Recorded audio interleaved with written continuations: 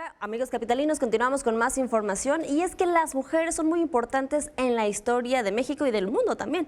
Y bueno, por supuesto, en la música no son la excepción. Veamos.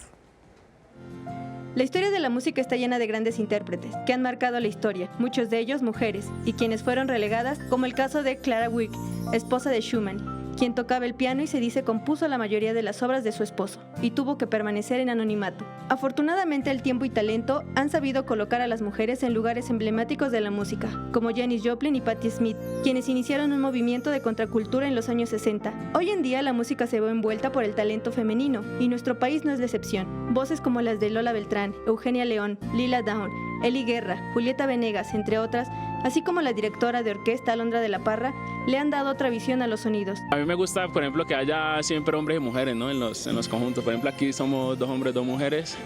Creo que eso da un equilibrio y un contraste chévere, ¿no?